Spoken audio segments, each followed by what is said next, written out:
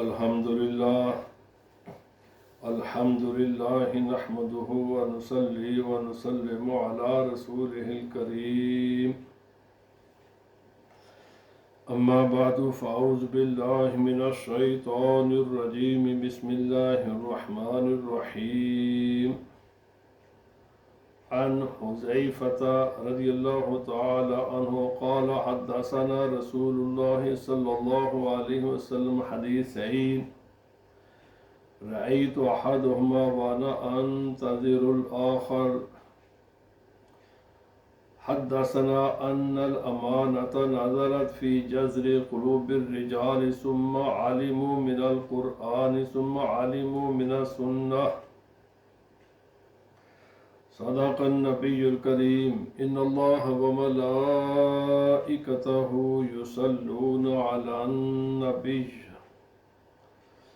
يا أيها الذين آمنوا صلوا عليه وسلموا تسليما اللهم صل على سيدنا ومولانا محمد وعلى آله وأصحابه سيدنا ومولانا محمد وبارك وسلم عليه الصلاة والسلام عليك يا سيدي يا رسول الله وعلى آلك وأصحابك يا سيدي يا حبيب الله اللہ رب العزت جل وعلا کی حمد و ثنا اور نبی کریم رؤوف الرحیم صلی اللہ علیہ وسلم کے دربار در بار گہربار میں ہدیہ درود و سلام عرض کرنے کے بعد معزز حاضرین و ناظرین، کتاب الفتن یعنی جیسے جیسے قیامت قریب آتی جائے گی فتنے بڑھتے جائیں گے، فتنے زیادہ ہوتے جائیں گے، اور ان فتنوں سے رسول اللہ صلی اللہ علیہ وسلم نے ہمیں آگاہ فرمایا ہے تاکہ ہم آگاہ رہیں، ہمارے علم میں ہو اور ہم کوشش کریں ان فتنوں سے بچنے کے لیے، اور ان فتنوں سے بچ کر ہم اپنی ایمان کی حفاظت کریں اور دولت ایمان لے کر دنیا سے جائیں۔ اور اس مسئلے میں حضرت حذیفہ رضی اللہ تعالی عنہ کو رسول اللہ صلی اللہ علیہ وسلم نے تمام فتنے جو قیامت تک ہونے ہیں، کوئی ایسا فتنہ نہیں ہے کہ جو اس دنیا میں برپا ہوگا اور اس فتنے سے رسول اللہ صلی اللہ علیہ وسلم نے آگاہ نہ فرمایا ہو۔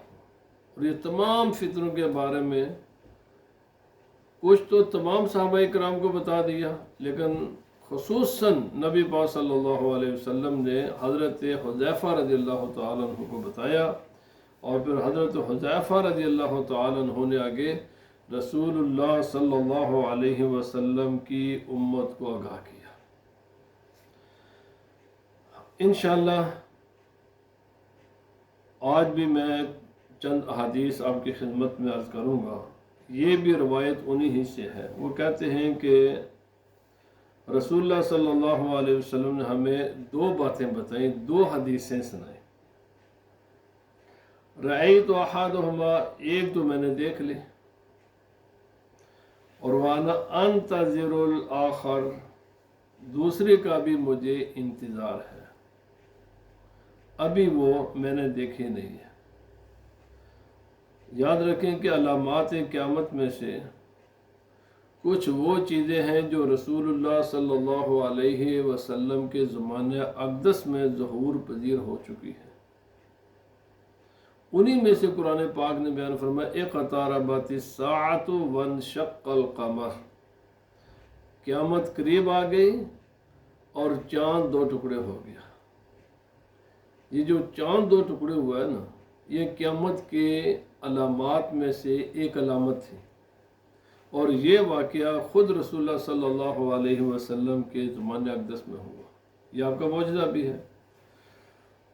اور اسی طرح خود رسول اللہ صلی اللہ علیہ وسلم نے فرمایا میں اور قیامت اسی طرح ایک دوسرے کے ساتھ جڑے ہوئے ہیں جیسے دو انگلیاں آپس میں ہوتی ہیں. آپ نے اپنی انگلیوں کو آپس میں ملایا، دکھایا، فرمایا جس طرح یہ دو انگلیاں ہیں، یہ دیکھیں اس کے بعد صرف یہی انگلیاں اور درمیان میں کچھ بھی نہیں ہے. تو نبی پاک صلی اللہ علیہ وسلم نے فرمایا کہ میں علامات قیامت میں سے ہوں، یعنی اب میرے بعد قیامت ہی ہے، کوئی نبی نہیں آنا، نبوت کا دروازہ بند ہو گیا ہے. اور رسول اللہ صلی اللہ علیہ وسلم کا دنیا سے جانا یہ بھی علامات قیامت میں سے تھی. اور حضرت حذیفہ کہتے ہیں وہ تو میں نے دیکھ لیا. اور فرمایا دوسری کا مجھے انتظار ہے، ابھی میں نے وہ دیکھی نہیں ہے، لیکن وہ بھی اب رسول اللہ صلی اللہ علیہ وسلم کے بعد جو چیز علامات قیامت میں سے اور فتنوں میں سے جو اس چیز نے برپا ہونا ہے، فرمایا وہ ہے ان الامانۃ نازلت فی جذر قلوب الرجال. اللہ تعالیٰ نے امانت کو یہ لوگوں کے دلوں کے گہرائی میں رکھ دی ہے. جو امانت ہے کہ جو چیز میری نہیں ہے، جو میرے پاس کسی کی ہے، اس کی میں حفاظت کروں اسی طرح، بلکہ اس سے بھی بڑھ کر جیسے میری اپنی چیز ہے. اور یہ جو چیز تھی نا جی، امانت کی حفاظت، یہ اللہ تعالیٰ نے ہر انسان کی فطرت میں رکھی ہوئی ہے. یعنی انسانوں کے فطرت ہی میں یہ تھا کہ سچائی کو قبول کرنا، حق کو قبول کرنا، اسی کا نام امانت ہے. تو یہ انسان کی فطرت میں ہے. یعنی اس کے لیے ضروری نہیں ہے کہ کوئی مسلمان ہی ہوتا تو وہ امین ہوتا ہے، کافر بھی امین ہوتے ہیں، کیونکہ یہ اللہ تعالیٰ نے ان کی فطرت میں چیز رکھی ہوئی ہے، انسانوں کے دلوں میں یہ چیز رکھی ہوئی ہے. اب ہوا کیا کہ پہلے تو یہ فطرتاً اللہ تعالیٰ نے ہر انسان کے اندر یہ چیز رکھی ہوئی ہے. ثم عالم من القرآن، پھر اس امانت کے بارے میں ہمیں قرآن پاک نے آگاہ کیا. انا عرضنا الامانۃ علی السماوات والارض والجبال فابین ان يحملنها واشفقن منها وحملها الانسان انه كان ظلوما جهولا. اللہ رب العزت نے فرمایا کہ ہم نے امانت پیش کی زمینوں پر، آسمانوں پر، پہاڑوں پر، کہ حق کو جو اس کا حقدار ہے اس کو ادا کرنا ہے، اس کو ضائع نہیں ہونے دینا. جس کا جو حق ہے وہ اس کے ادا کرنا ہے. تو فرمایا ہم نے کہا اسی کا نام امانت ہے. نماز بھی انسان کے پاس امانت ہوتی ہے، زکوٰۃ بھی امانت ہے، جتنے بھی اللہ کے حق ہیں یہ سب امانتیں ہیں. انسانوں کی عزت و آبرو یہ امانت ہے، ان کا مال و دولت یہ امانت ہے، ان کے حق انسان کے پاس امانت ہے. کسی کے راز کے بعد یہ امانت ہے. یہ ساری چیزیں امانتیں ہیں. اللہ پاک نے فرمایا ہم نے امانت کو پیش کیا زمینوں پر، آسمانوں پر، اور خصوصاً مطلب پہاڑوں پر. کتنے بڑے طاقتور ہوتے ہیں پہاڑ بھی، کہ بھائی میری کچھ امانتیں ہیں، میرے کچھ حقوق ہیں، میرے بندوں کے کچھ حقوق ہیں، کچھ ذمہ داریاں ہیں، تمہیں اٹھاؤ گے. تو اللہ پاک نے فرمایا فَأَشْفَقْنَ مِنْهَا، جب یہ دیکھا گیا کہ امانت کتنی وزنی چیز ہے، یہ ڈر گئے. آسمان بھی ڈر گیا، زمین بھی ڈری، پہاڑ بھی ڈر گئے. یہ ذمہ داری بہت بڑی ذمہ داری ہے، کسی کا حق ادا کرنا، کسی کی امانت کو حفاظت کے ساتھ رکھنا، یہ بہت بڑی ذمہ داری ہے. ان یحملنها، سب نے کہہ دیا یا اللہ پاک یہ نہیں آپ اٹھا سکتے. یہ بہت بڑی بات ہے، یہ ذمہ داری ہم ادا نہیں کر سکتے۔ وَحَمَلَهَا الْإِنسَانُ، انسان نے کہا میں اٹھاؤں گا، یعنی انسان فرمائے اِنَّهُ كَانَ ظَلُومًا جَهُولًا،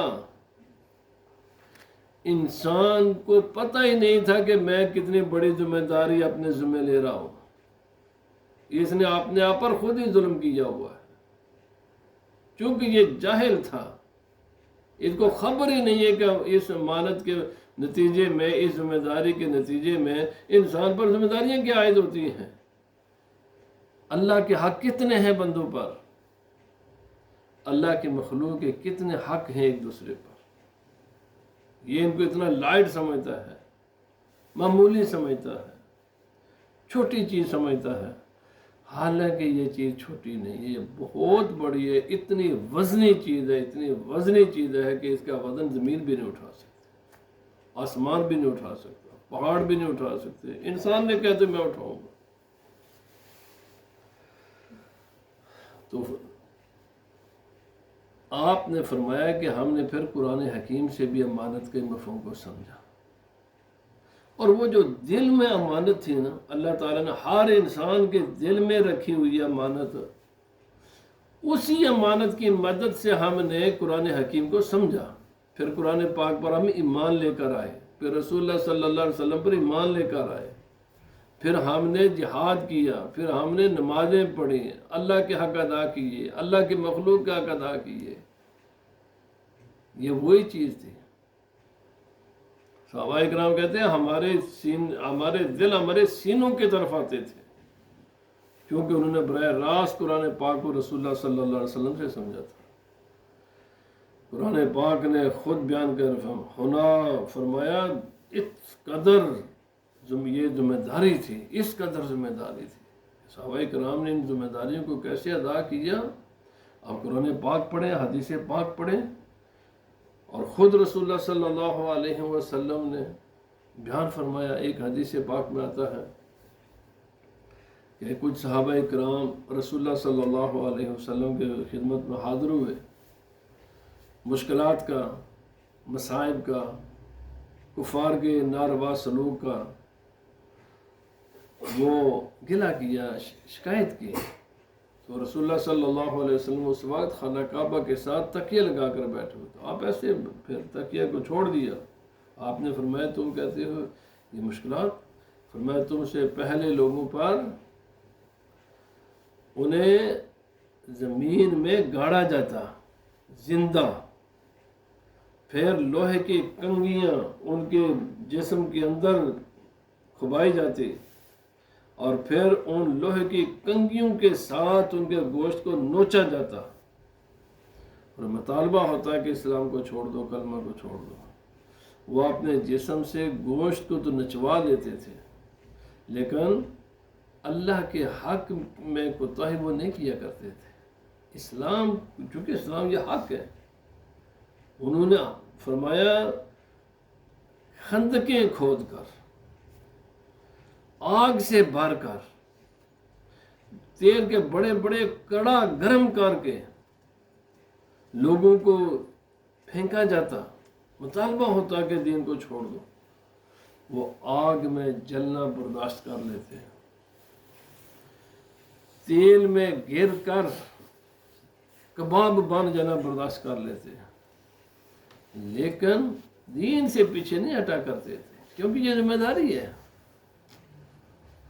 یہ ذمہ داری ہے۔ صحابہ کرام کو پتہ تھا کہ کلمہ پڑھنے کے نتیجے میں کیا ہوگا، بہت بہت مشکلات دیکھی، بہت ہی زیادہ مشکلات دیکھی، قرآن پاک نے ان کی مشکلات کو بیان کیا ہے۔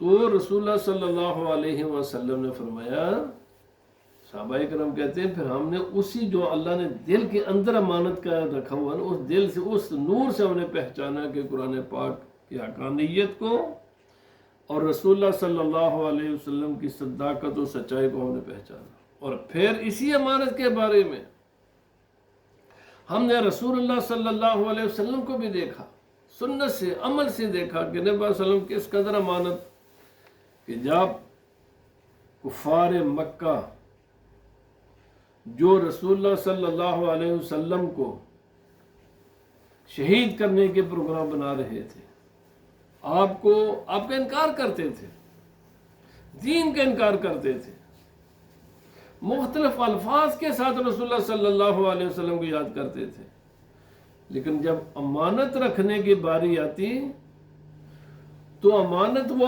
اپنے جتھے کے کسی آدمی پر بھی ان کا اعتماد نہیں تھا، بلکہ امانت رکھنے کا موقع آتا تو وہ رسول اللہ صلی اللہ علیہ وسلم کے پاس آ کر امانت رکھتے، حتیٰ کہ 13 برس رسول اللہ صلی اللہ علیہ وسلم کو ستایا، صحابہ کرام کو تکلیفیں دی، لیکن امانتیں نبی پاک کے پاس رکھا کرتے تھے۔ جب ہجرت کی رات آئی تو رسول اللہ صلی اللہ علیہ وسلم کو ادھر شہید کرنے کا پروگرام بنا کر وہ دروازے پر کھڑے ہیں، ان کا پروگرام شہید کرنے کا ہے، لیکن رسول اللہ صلی اللہ علیہ وسلم حضرت علی شیر خدا رضی اللہ تعالیٰ عنہ کو اپنے چارپائی پر اپنے بستر پر لٹا کر یہ تاکید فرما رہے ہیں کہ میرے پاس یہ فلاں میرے دشمن کی امانت ہے، میرے پاس یہ میرے فلاں دشمن کی امانت ہے، میرے پاس یہ فلاں میرے دشمن کی امانت ہے، جب صبح ہو تو یہ امانتیں ان کو واپس دینے کے بعد تم نے بھی ہجرت کر کے مدینہ منورہ آ جانا ہے۔ اب یہ اندازہ لگائے نا، این جب ان کا پروگرام کیا ہے اور رسول اللہ صلی اللہ علیہ وسلم کا عمل کیا امانت کی حفاظت کے معاملات میں۔ فرمایا ہم نے یہ پھر نبی پاک صلی اللہ علیہ وسلم کی سنت سے پہچانا اس کی اہمیت کو کہ امانت کس چیز کو کہتے ہیں۔ جان جائے دنیا کی جتنی بھی ممکن مشکلات آ جائیں لیکن مومن امانت میں خیانت نہیں کرتا، وہ امانت کی حفاظت کرتا ہے۔ آپ نے فرمایا حدثنا عن رفعها، پھر نبی پاک صلی اللہ علیہ وسلم فرمایا یہ ابھی قیامت سے پہلے لوگوں کی حالت یہ ہو جائے گی کہ امانت کا جس کے لیے مومن جان دے دیتا ہے، ہر بڑی سے بڑی قربانی قبول کر لیتا ہے، ایک وقت آئے گا یہ لوگوں کے دل سے اٹھ جائے گی، لوگوں کو کسی کی پرواہ نہیں، نہ اللہ کے حق کی پرواہ نہ بندوں کے حق کی پرواہ، لوگوں کے لیے چیزیں بالکل معمولی ہو جائیں گی۔ ینام الرجل نومۃ فتقبض الامانۃ، آدمی سوئے گا، علماء نے فرمایا سونے سے مراد کیا ہے؟ غفلت کا شکار ہو جائے گا۔ غفلت انسان میں کب آتی ہے؟ جب انسان نفسانی خواہشات کی پیروی کرتا ہے، کھانے پینے پہننے لکشری لائف کے پیچھے بھاگتا ہے، پھر وہ غافل ہو جاتا ہے، اس کو بور ہو جاتا ہے کہ میری بھی زندگی کا کوئی مقصد ہے، میں بھی کسی کام کے لیے دنیا میں آیا ہوں، میرا کھانا پینے کے لیے تو میں آیا نہیں ہوں۔ فرمایا پھر امانت اس کے دل سے اٹھا لی جائے گی، فَيَزِلُّ أَسْرَهَا مِثْلَ أَسْرَ الْوَقْتِ، بس اتنا سا ہو جائے گا جیسے خراش آتا ہے نا، تھوڑا سی خراش ہے یا آگ میں بس ایسے ہاتھ ڈالیں تو گزار دے اور تھوڑی سی تکلیف ہوتی ہے، اتنا سا اثر امانت کا اثر رہ جائے گا، یعنی لوگ اس کو بالکل لائٹ لیں گے، کسی کا حق ادا نہ کرنا معمولی بات ہے، اللہ کا حق ادا نہ کرنا بات ہی کوئی نہیں ہے، اس کو فیل کریں گے بس اتنے سے جیسے ایسے آگ سے یعنی ہاتھ انسان گزار دے یا انسان کے جسم پر کوئی خراش آ جائے۔ نبی پاک صلی اللہ علیہ وسلم نے فرمایا پھر یہ غفلت اور بڑھے گی، انسان ان دنیاوی معاملات میں جو میں نے ابھی ذکر کیا لکشری لائف کے پیچھے بھاگے گی، نفسانی خواہشات کے پیچھے بھاگیں گے، دنیا میں انوالو ہوں گے، اس قدر کھب جائیں گے، ڈوبیں گے دنیا کے معاملات میں کہ اس کا اثر پھر ایسے ہو جائے گا کہ جیسے کہیں کسی انسان کے جسم پر انگارہ گرے یا آگ جائے اور وہاں پر ایک وہ پھنسی چیز بن جاتی ہے، وہ ابھر جاتی ہے، کوئی انگارہ گرے اس کے پاؤں پر یا جسم کے کسی حصے پر تو وہاں پر وہ ایسے ابھر جاتا ہے وہ. اب دیکھیں وہ بظاہر نظر آتا ہے بالکل یہ جسم کا حصہ ہے، اندر بھی بالکل کچھ، لیکن اس کے اندر نیری گندگی ہوتی ہے. انسان نبی پاک صلی اللہ علیہ وسلم نے فرمایا فَتَرَاهُ مُنْتَبِرٌ وَلَيْسَ فِيهِ شَيْءٌ. وہ جو چھالا ہے وہ ابھرا ہوا تو ہوتا ہے لیکن اندر سے وہ خالی ہوتا ہے. اور اگر اس میں کوئی کچلو بھرا ہوتا ہے تو وہ بھی گندگی ہوتی ہے.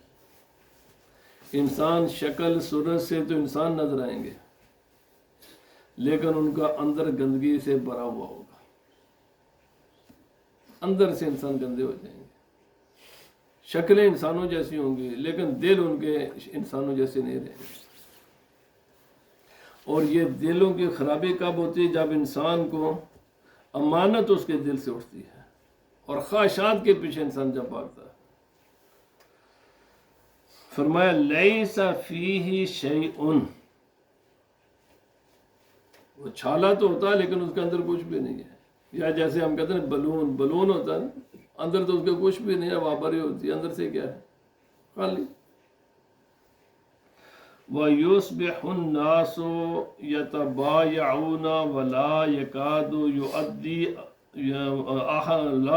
أَحَدٌ يُؤَدِّي الْأَمَانَةَ. پھر کیا ہوگا؟ لوگ بزنس کریں گے، لین دین کریں گے آپس میں، لیکن کوئی بھی امانت کے ذہن میں لوگ اس کو کلیوری سمجھیں گے، دوسرے کے مال کھانا. یعنی یہ چلاکی ہے، میں بڑا کلیور ہوں، دھوکہ دے کر، خیانت کر کے، بددیانتی کر کے، دو نمبریاں کر کے، ہر کام میں دو نمبری کر کے. فرمایا لوگ بزنس کریں گے، لین دین کریں گے آپس میں. لا یکاد احد یؤدی الامانۃ،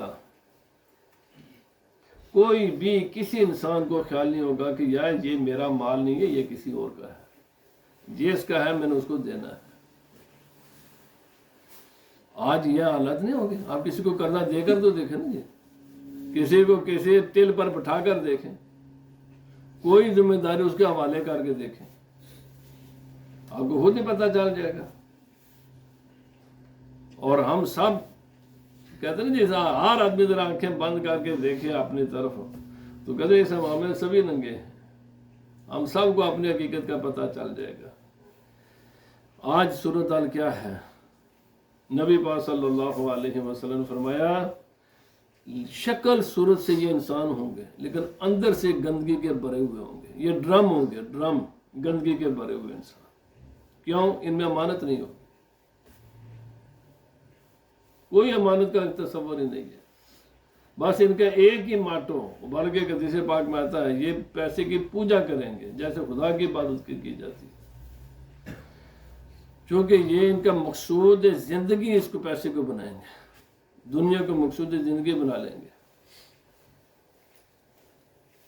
رسول اللہ صلی اللہ علیہ وسلم نے فرمایا فَيُقَالُ إِنَّ فِي بَنِي فُلَانٍ رَجُلًا أَمِينًا. پھر لوگ مثال دیا کریں گے او فلانا ملک یا فلانی جگہ کا آدمی وہ بڑا امانت دار ہے. یعنی حالانکہ ہر آدمی کو امین ہونا چاہیے نا. پھر کوئی خال کوئی ہوگا اور جس کے ہوگی پھر لوگ اس کو مثالیں دیا کریں گے، فلانا آدمی بڑا نیک ہے، وہ بزنس میں بڑا چیٹ نہیں کرتا، بڑا فیئر بزنس کرتا ہے. پھر بزنس کرنے والے خال رہ جائیں گے، بالکل تھوڑے سے لوگ رہ جائیں گے.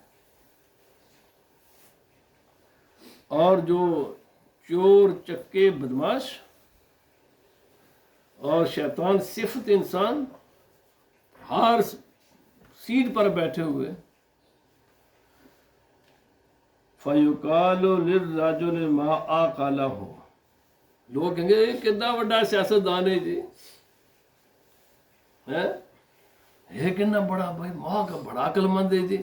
یعنی جس انسان کو دنیا کا سب سے بیوقوف انسان کہنا چاہیے نا، جو اپنی آخرت تباہ کر رہا ہے دنیا کے لیے، لوگ اس کی تعریفیں کریں گے، اس کو عقل مند کہیں گے. یہ بڑا سیانا بندہ ہے جی، بڑا سیانا ہے جناب، یہ بڑا کلیور ہے. احمقوں کو لوگ عقل مند کہنا شروع کر دیں گے.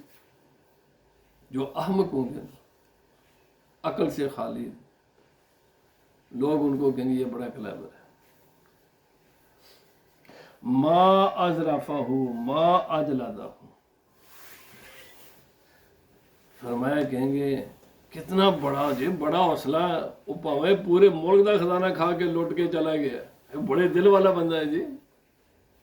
لوگ ان کی تعریفیں کریں گے، یہ بڑا مضبوط ہے جی، تو ڈرتا ہی نہیں کسی کو.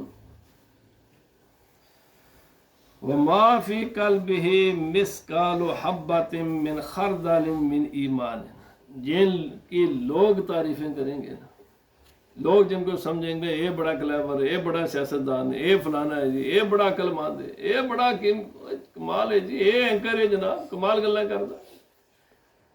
کوئی کسی اینکر کو، کوئی کسی سیاستدان کو، کوئی کسی پروفیسر کو، کوئی کسی کو لوگ جن کی تعریفیں کریں گے نا، حقیقت یہ ہوگی، نبی پاک صلی اللہ علیہ وسلم نے فرمایا کہ ان کے دل میں رائی کے دانے کے برابر بھی ایمان نہیں ہوگا. اچھا میں آپ کو ایک مثال دے کے ختم کرتا ہوں. وہ کافی عرصہ پہلے جو افتخار حسین کو، چودھری افتخار جو پاکستان سے جان کا، تو ایک ایگریمنٹ ہوا، اور اس کے بعد ایگریمنٹ جب پورا نہ کیا گیا تو یہ ہمارے پاکستان کا جو صدر زرداری نے کیا کہا تھا جی وہ ایگریمنٹ جہاں ساڈا ہے کوئی جناب قرآن دی آئے تھے 25 کروڑ کی آبادی میں. کسی انسان کو محسوس ہوا ہے کہ یہ جو لفظ ہے یہ کتنی بڑی خطرناک سٹیٹمنٹ ہے. میرے بھائی ایگریمنٹ قرآن کی آیت ہی ہوتی ہے. کسی کو احساس ہوئے اس بات؟ یا ایھا الذین آمنوا اوفوا بالعقود. سورہ مائدہ میں اللہ پاک نے پہلا حکم یہ دیا کہ جب ایگریمنٹ کر لو پھر اس کو پورا کرو، پھر اس کے بدلے میں تمہیں کچھ بھی نقصان ہو جائے، جو مرضی ہو جائے، جب ایگریمنٹ ہو جائے تو اس کو پورا کرنا لازم ہوتا ہے. آپ اگر اسلام کی تاریخ پڑھیں نا، اتنے مشکل وقت آئے تھے نبی پاک صلی اللہ علیہ وسلم پر، کلیجہ پھٹ جاتا ہے، لیکن نبی پاک صلی اللہ علیہ وسلم نے ایگریمنٹ پورے کیے کفار کے ساتھ. خود سورہ توبہ کی یہ جو پہلی آیتیں یہ ہے اسی کے معاملات میں ہیں، جو ایگریمنٹ تھے انہیں کے بارے میں. نہیں بھائی ہم ابھی انتظار کریں گے، 4 مہینے تو رہتے تھے، فرمایا وہ 4 مہینے ہم اس ایگریمنٹ کے ابھی 4 مہینے رہتے ہیں، لہذا ان 4 مہینوں میں تم اپنا بندوبست کر لو، ہم اس کو ایکسٹینڈ نہیں کریں گے. بتا دیا گیا بیفور ٹائم، 4 مہینے پہلے بتا دیا کہ ہم اس ایگریمنٹ کو ایکسٹینڈ نہیں کریں گے. اور جن کو آج ہم عقل مند کہتے ہیں، سیاستدان کہتے ہیں، اینکر کہتے ہیں، نبی فرمایا لوگ کہیں گے یہ عقل مند، حالانکہ ان کے دل میں رائی کے دانے کے برابر بھی ایمان نہیں ہوگا. کیوں نہیں ہوگا؟ امانت نہیں ہے. امانت اٹھے گی، سب سے پہلے امانت اٹھے گی، احساس اٹھ جائے گا کہ یہ کسی کا حق ہے. نہ اللہ کے حق کی پرواہ ہے، نہ بندوں کے حق کی پرواہ کریں گے لوگ. جب نہ اللہ کے حق کی پرواہ ہوگی نہ بندوں کے حق کی پرواہ ہوگی تو پھر لوگ ایسے ہی ہوں گے، ان کی تعریفیں کریں گے جو تعریف کے لائق نہیں ہیں، اور جو لوگ تعریف کے لائق ہوں گے لوگ ان کو بیوقوف کہیں گے. انہوں نے تو مولیوں نے کہڑا سیاست کا پتہ ہے، یہ انہوں نے کہڑا پتہ ہے. جب آپ پترو جنہیں پیچھے تسی لگے انہوں 200-300 سال دے انہوں نے چنگا تمہیں ہی لوٹیا مڑ کے. وہی لوٹتے ہیں، اور جو لوٹتے ہیں پھر انہی کے پیچھے بھاگتے ہیں. نبی سے فرمایا یہ ہوگا. کیوں؟ لوگوں کی عقلیں الٹی ہو جائیں گی. آگے آیا نہیں جاتے سے لوگوں کی سوچیں الٹی ہو جائیں گے، منہ نہیں چینج ہوں گے، عقلیں چینج ہو جائیں گی. نبی پاک نے فرمایا انسان کے منہ ایسے رہیں گے، جسم ایسے رہیں گے، لیکن اندر سے انسان یہ ایسا نہیں رہے گا. بالکل یہ بدل جائے گا، بالکل یہ الٹا ہو جائے گا، یہ جانوروں کی طرح ہو جائے گا انسان، کیونکہ دل سے امانت نکلے گی، امانت کا احساس نکل جائے گا کہ یہ میرے ذمہ اللہ کا حق ہے، میرے ذمہ بندوں کا حق ہے، نہ انہیں اللہ کے حق کا احساس ہوگا نہ بندوں کے حق کا احساس ہوگا۔ آپ ذرا خود ہی سوچیں، جن گھر میں لڑائیاں نے، بیوی نہ لڑائیے، بچہ نہ لڑائیے، پڑوسی نہ لڑائیے، نمازاں دی لاپرواہی، نال ہون گے کدی آ کے نماز نہیں پڑھن گے، وہ کیڑی بات ہے، کیا تکلیف ہے نماز نہیں پڑھتے آپ بھائی؟ احساس نہیں ہے، امانت اٹھ گئی ہے۔ اللہ پاک ہمیں عمل کی توفیق عطا فرمائے۔ وما علینا الا البلاغ۔ اذان جناب۔